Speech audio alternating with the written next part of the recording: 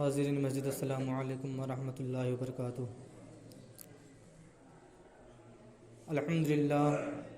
الحمدللہ رب العالمین والعاقبۃ للمتقین،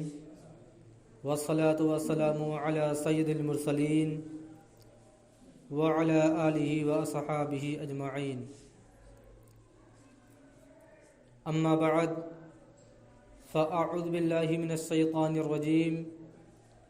بسم اللہ الرحمن الرحیم۔ انما ولیکم اللہ ورسولہ والذین آمنوا، صدق اللہ مولانا العظیم وبلغنا رسولہ النبی الامین المکین الکریم،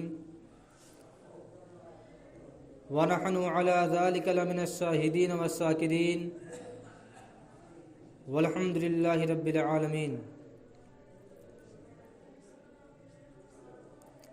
محترم سامعین، آئیے کچھ عرض و معروض سے قبل اپنے آقائے نامدار مدینے کے تاجدار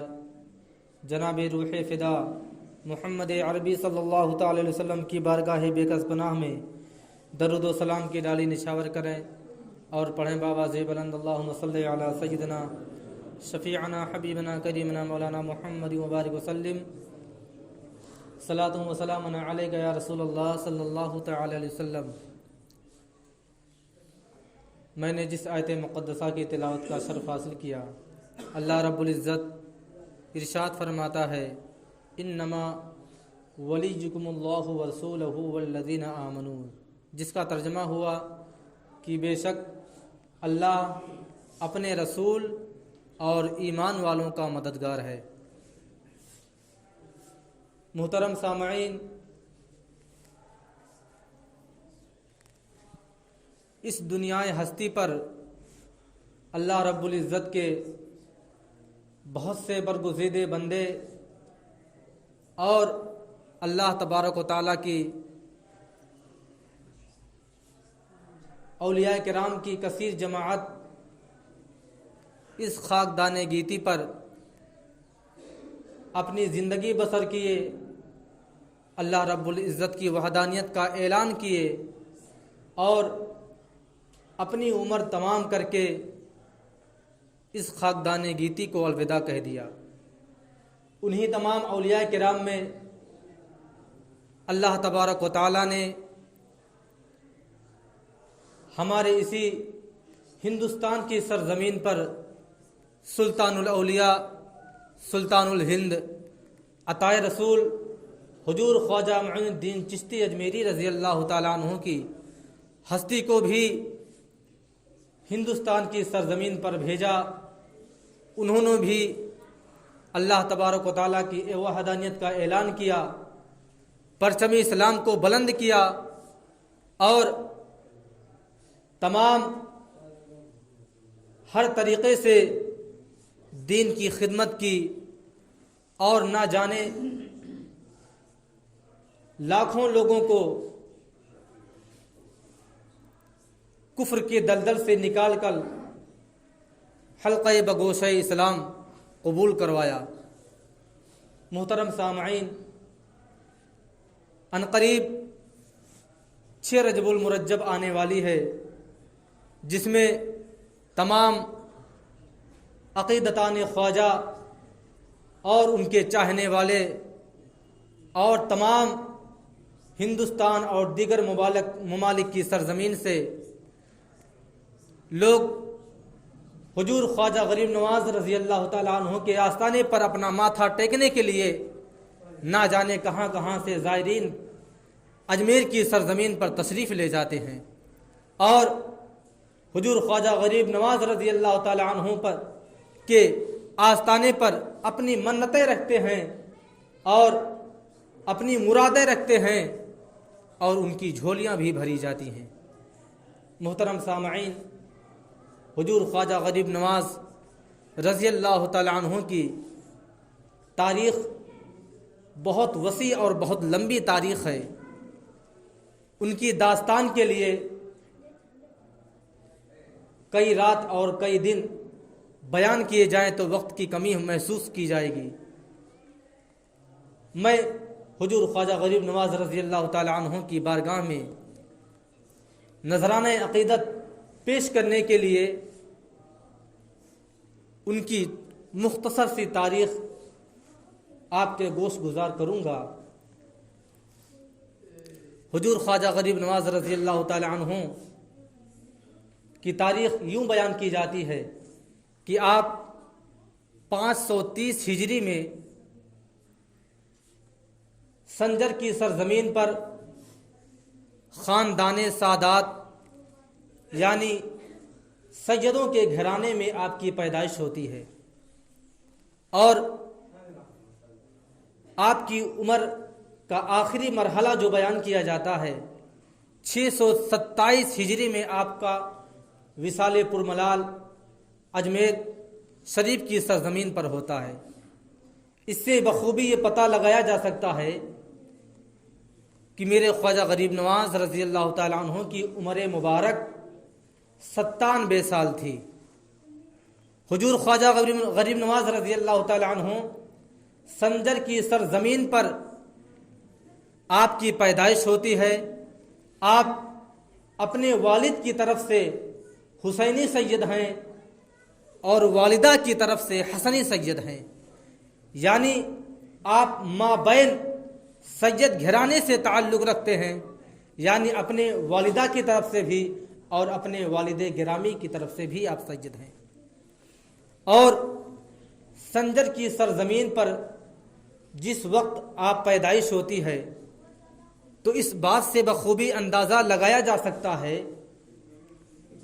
کہ ایسی سرزمین پر جہاں پر سلطان الاولیاء کی پیدائش ہو، ایسی سرزمین پر یقیناً ہمارا اور آپ کا گمان ہوگا کہ یقیناً وہاں تو پرہیزگاروں کی بستی رہی ہوگی، وہاں تو تہجد گزار لوگوں کی بستی رہی ہوگی۔ آپ کے پیدائش کے تعلق سے بیان کیا جاتا ہے کہ سنجر کی سرزمین پر سینکڑوں نہیں ہزاروں کی تعداد میں لوگ مسلمانوں کے صفوں میں تہجد گزار لوگ پائے جاتے تھے۔ اور آپ کی پیدائش کے تعلق سے یوں بیان کیا جاتا ہے کہ جس دن آپ کی پیدائش ہوتی ہے یا جس شب آپ کی پیدائش ہوتی ہے، ایک شخص جو تہجد گزار تھے سنجر کی سرزمین پر جب بیدار ہوتے ہیں تو کیا دیکھتے ہیں کہ آسمان کے چاروں طرف روشنی پھیل چکی ہے، اور وہ ایسے تہجد گزار شخص تھے کہ ان سے کبھی تہجد کی نماز ہی نہیں قضا ہوئی تھی، لیکن جب ان کی آنکھ بیدار ہوتی ہے، خواب سے بیدار ہوتے ہیں تو کیا دیکھتے ہیں کہ چاروں طرف روشنی ہی روشنی ہے۔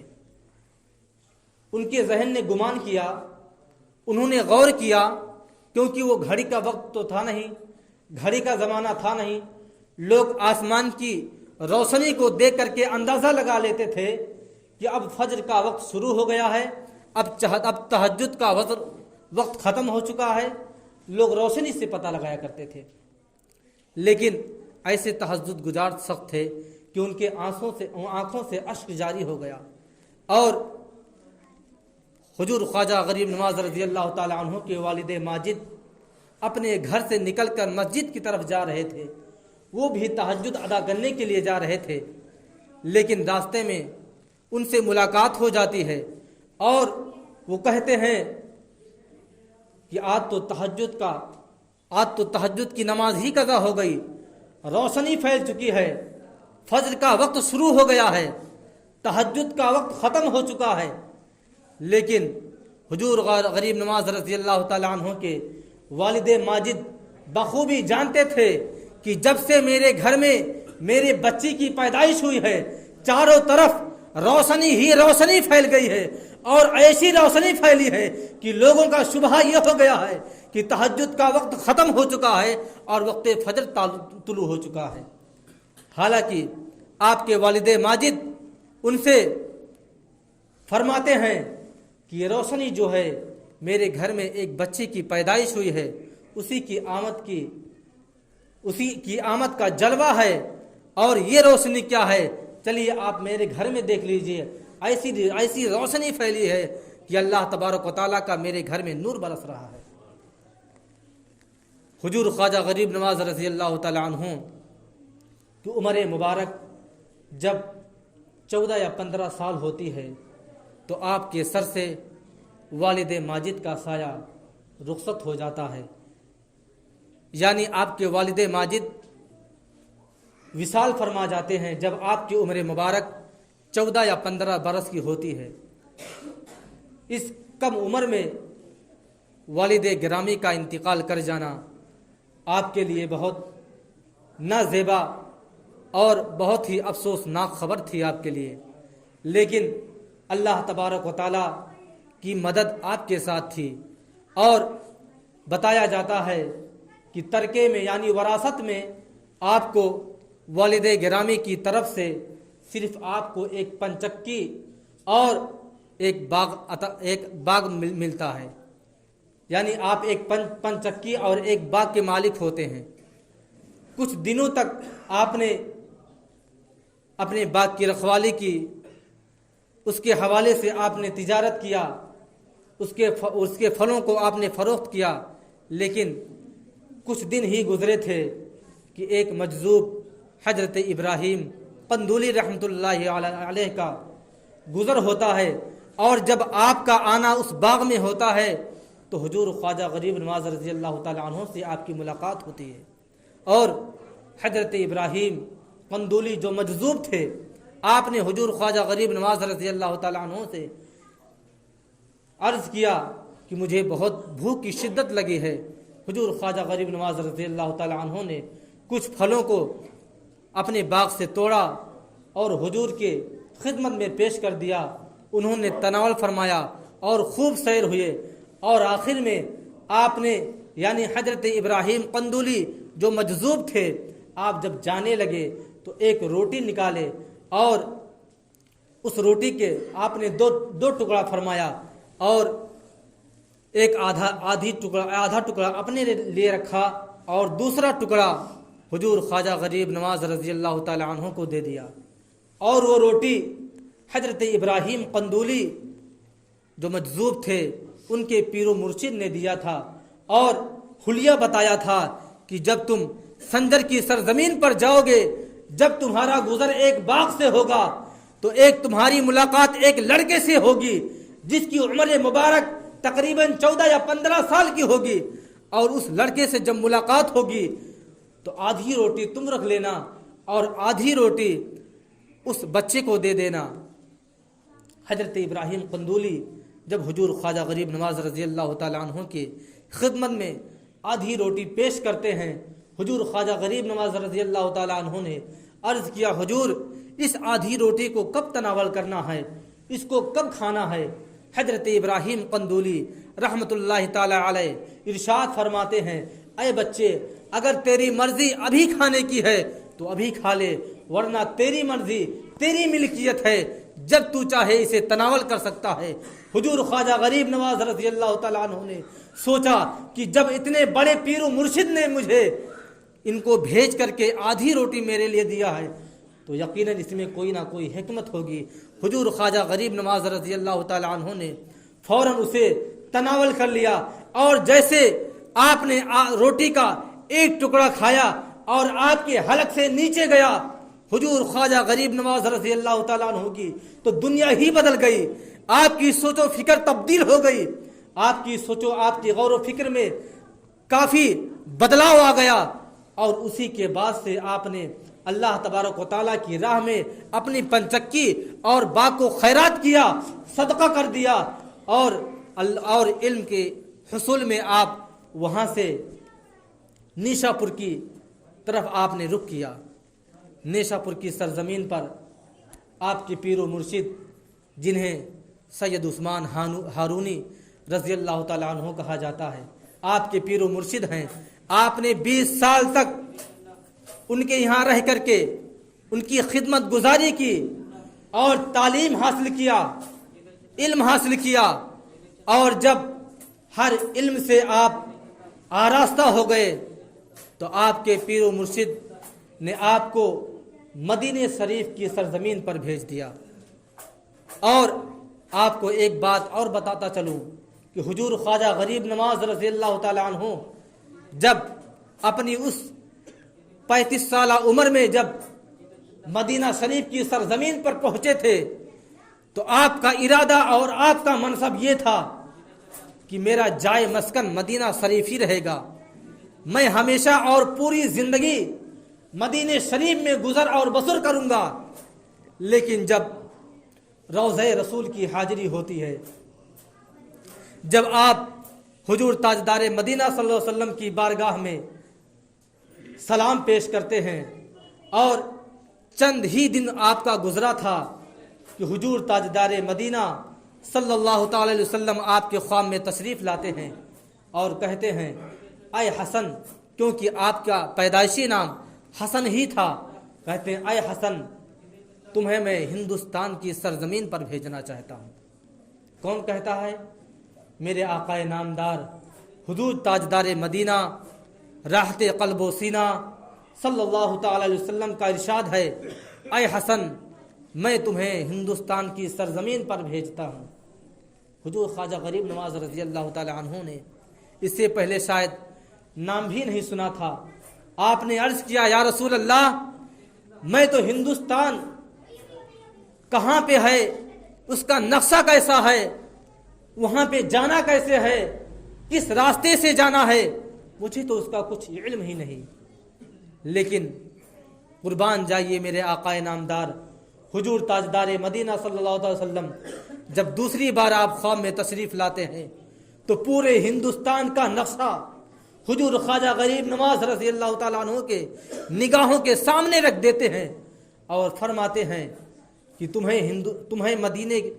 کی سرزمین سے جب نکلنا ہے تو یہاں سے خراسان جانا ہے، یہاں سے تمہیں جاتے وقت راستے میں غزنی بھی پڑے گا،